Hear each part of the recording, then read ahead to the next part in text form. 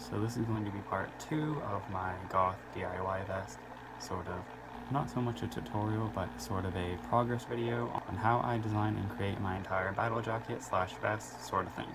So yeah, where I left off last time is I dyed my blue denim vest black with RIT dye, and if you haven't seen that one, I will link it right up here. So this episode is going to be all about patches. Woo! So when making a vest, there are typically two types of patches. There are DIY patches you're going to end up making yourself for perhaps bands that aren't popular enough to have their own patches and you need to make one yourself, or perhaps bands that are too old and no longer have patches available, and yeah. So the other type of patch would be sort of the more commercial type of patch that you would order from a merch website from the band specifically, or perhaps sort of a third-party website that just sort of sells like remade bootleg patches for certain bands, and yeah. So for my vest, there are some bands that I can't get any commercial or really nice looking patches from, so I'm going to make them myself. But obviously vests are usually DIY themselves, so DIY patches, as long as you have somewhat of an artistic edge, you should be able to make them.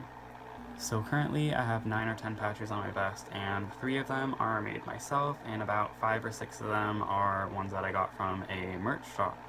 So I'll show you an example of both, and then I'll explain how I made them and where I got my other patches that I didn't make myself.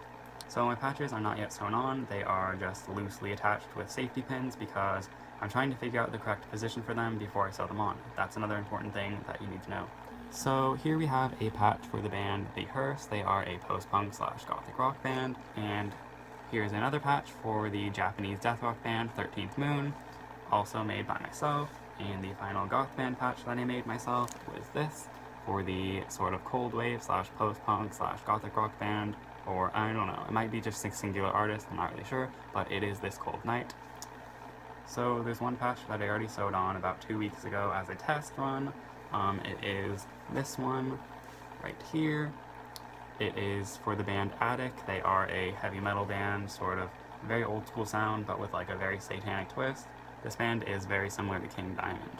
So if you want to make patches similar to this on your own, the method that I use is I will go to a thrift store and I will find a pair of used black jeans. From there, I usually look for the biggest size because obviously if you find a bigger pair of jeans, there's going to be more fabric that you can use. For example, the last time I went to the thrift shop, I found this very, very large, about 3 times the size of my head, pair of jeans that I have been snipping away at. You can see that one leg is a lot shorter than the other and very cut away. Obviously, you just sort of cut out a chunk of the fabric into whatever size you want your patch to be, and then you move on to step 2. So step 2 would be to get an acrylic paint in the color of your choice. For me, I'm going in a completely black and white theme for my vest, so I bought this brand cheap, and it was very cheap, like it says. It is in titanium white, and it is just a typical acrylic paint. And then obviously you're going to need a brush or some type of tool for application of the paint onto the fabric, and yeah. So from then on, you can either print out something to use as a stencil, or you can just freehand. All of mine are just free-handed, so yeah. It's not that hard as long as you know what you're doing and you have a little bit of artistic ability, I suppose. I'm not the best, but I did what I could, and I think they turned out pretty well, so yeah. So the other option, like I said, was to search for patches that are already pre-made or sold commercially, or through websites that sell band merch for whatever band you're looking for. I use a variety of sites. There's things like eBay, even sometimes Amazon. There's other websites like this, Nuclear Waste. They have a lot of goth rock, a lot of different metal bands.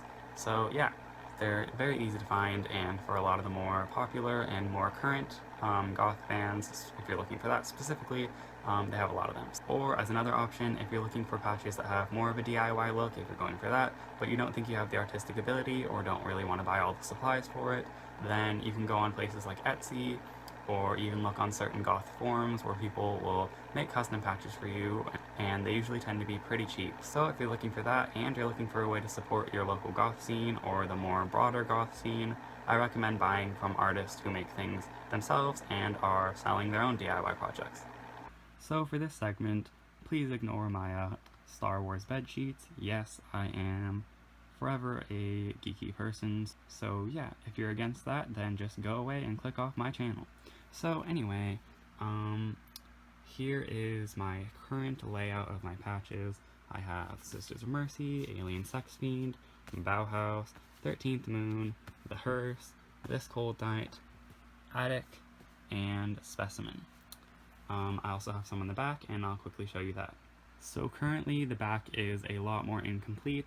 I have a Lebanon Hanover patch, I have a Cinema Strange patch, which is fairly large, and a She Passed Away patch. So I don't really know what I'm going to do for the back yet. I don't know if I want to make some more custom patches or if I want to order more professional looking patches for the back. I'm not really sure yet, but yeah. So as you can see, my patches are all attached with a safety pin. That is so I don't have to sew it on to see where I'd like it to be placed. I can just use a safety pin and then move it around and see which place I want the patch to be in. So obviously there are a million ways that you can organize your patches. It doesn't have to be like anyone else's, it can be however you want. You could also add things like buttons, I have here and here. Yeah, basically there aren't really any rules to the organization or placement of certain patches, pins, whatever you'd like to use. It's sort of up to you, and everyone's vest or jacket will end up being original and something that they designed themselves. That's basically the whole point of having a vest. You sort of customize it yourself, and it's something that is representative of your interests, and it's sort of like an extension of yourself in a way. So obviously I'm not going to sit here and film a 2-hour video of me sewing on all these patches. That is for another time when I perhaps make a sewing tutorial or something like that. So anyway, hopefully there were some tips in here that are helpful to you, and yeah, if you guys want to see a video of me making a patch or the video of me sewing on patches, then definitely let me know. So until my next video, bye guys.